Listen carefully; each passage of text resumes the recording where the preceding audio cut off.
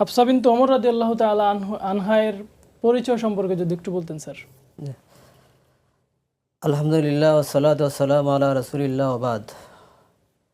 সম্মানিত দর্শক শ্রোতাদের মাহে রমাদানের শুভেচ্ছা জানিয়ে শুরু করছি প্রেরণার বাদ্যকর অনুষ্ঠানের আজকের বিশিষ্ট সাহাবিয়া হযরত হাফসা বিনতে ওমর রাদিয়াল্লাহু তাআলা আনহা সম্পর্কে।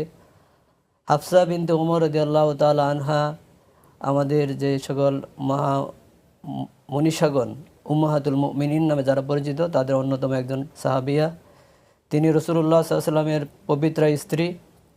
তিনি হযরত ওমরের মেয়ে জয়নাব রাদিয়াল্লাহু তাআলা আনহা তার মায়ের নাম। তিনি বিশিষ্ট সাহাবী ওসমান বিন মাজুনের বোন ছিলেন এবং তিনি হযরত ইবনে ওমর রাদিয়াল্লাহু তাআলা আনহুর বড় বোন ছিলেন।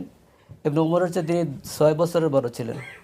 রাসূলুল্লাহ সাল্লাল্লাহু আলাইহি ওয়াসাল্লামের নবুয়ত লাভের 5 বছর পূর্বে তিনি মক্কায় জন্মগ্রহণ করেন। জি।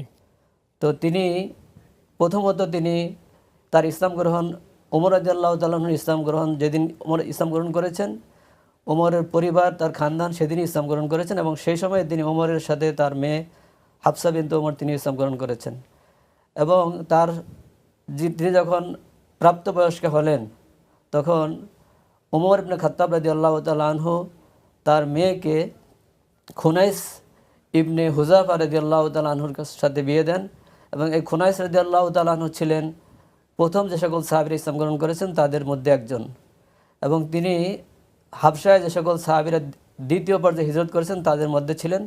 তিনি তার স্ত্রীকে নিয়ে হাবশায় গিয়েছিলেন। হাবশা থেকে তিনি মক্কায় ফিরে আসেন। মক্কা থেকে তিনি আবার মদিনায় হিজরত করেন। মদিনায় হিজরত করার পরে বদরের যুদ্ধের দিন অথবা কোনো কোনো সিরাতকারের মতে উহুদের যুদ্ধের দিন তার স্বামী তিনি আহত হন এবং আহত হয়ে মদিনায় ফিরে তিনি ইন্তেকাল করেন এবং তখন হাফসার বয়স 20 হয়নি।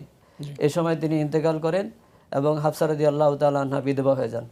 পরবর্তীতে তিনি যখন বিধবা হয়ে যান ঘটনাক্রমে সেই সময়ই হযরত রাসূলুল্লাহ সাল্লাল্লাহু আলাইহি ওয়াসাল্লামের মেয়ে এবং ওসমান রাদিয়াল্লাহু তাআলা আনহুর স্ত্রী রুকাইয়া রাদিয়াল্লাহু তাআলা আনহা ইন্তেকাল করেন।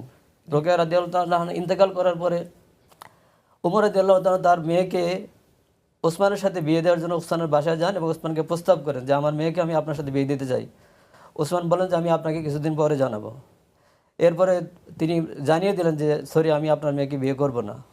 এরপর তিনি আবু বকর রাদিয়াল্লাহু তাআলার কাছে যে বলেন যে আমি আপনার কাছে আমার মেয়ে বিয়ে দিতে চাই। আবু বকর কোনো কথা বলেন না, চুপচাপ থাকেন। তখন আবু বকরের সাথে এবং ওসমানের সাথে নিজের মেয়েকে অ্যাপ্রোচ করে তিনি যখন কোনো ভালো সংবাদ পেলেন না তখন তিনি মনে অনেক কষ্ট পেলেন এবং তিনি রাসূল সাল্লাল্লাহু আলাইহি ওয়াসাল্লামের কাছে গেলেন যে বললেন যে আমি আমার মেয়েকে হাফসাকে এভাবে ওসমানের কাছে প্রস্তাব দিয়েছে, সেও নাকচ করে দিয়েছে, আবু বকরের কাছে সেও নাকচ করে দিয়েছে।